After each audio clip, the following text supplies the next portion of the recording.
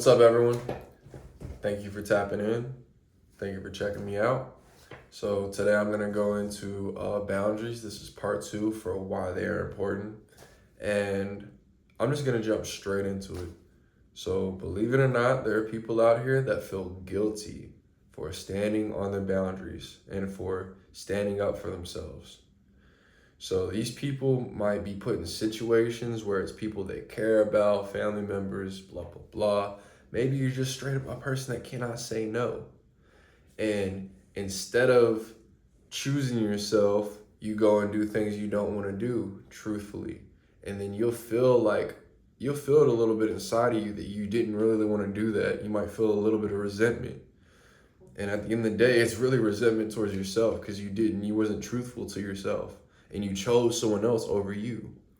So with that being said, a lot of that comes from people pleasing, and people pleasing, comes from, a lot of it comes from childhood. And, you might have been a child in a home where it was chaotic, and staying as quiet and out of the way as possible, that, was rewarded in a way, or just being good, whatever is considered good, and just doing your minimum to stay out the way. So you just, you learn to not inconvenience others. You learn that that's a good way to treat others, is to make sure you're just not inconveniencing them in any way, shape, or form, even if it's something you want to do or something you don't want to do. So it's not it's not a bad thing to be a people pleaser.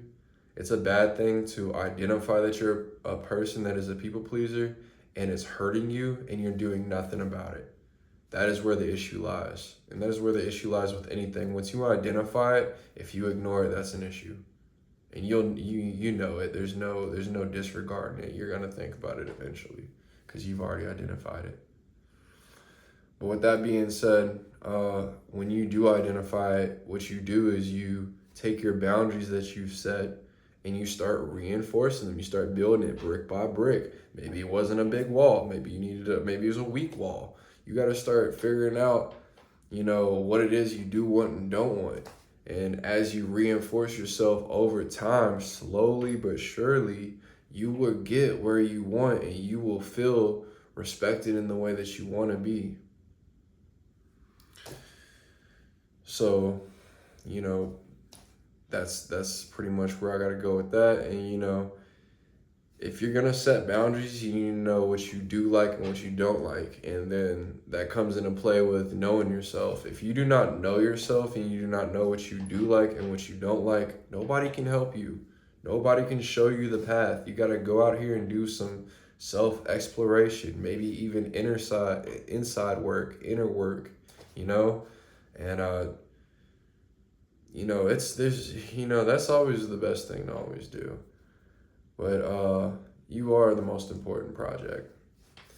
But anyway, being clear, if you don't know what you do want and what you don't want, you can't be clear with everyone else. You're not gonna be able to tell someone, for example, if you want to be called a certain name and people are calling you 2 different names and you're allowing people to call you 2 different names, maybe you only jump on your boundary half the time, you're giving people mixed signals. And now they might not even truthfully understand what you want and might think you're okay with it. And then in doing so, by you not speaking up, they step on your boundaries, they cross that line. And over time, especially if you're one of those people that doesn't voice that, you're gonna build resentment up. And then you might just blow up one day over stuff that's not even that serious. This is all a part of it. This is taking care of yourself. So, being clear is very important.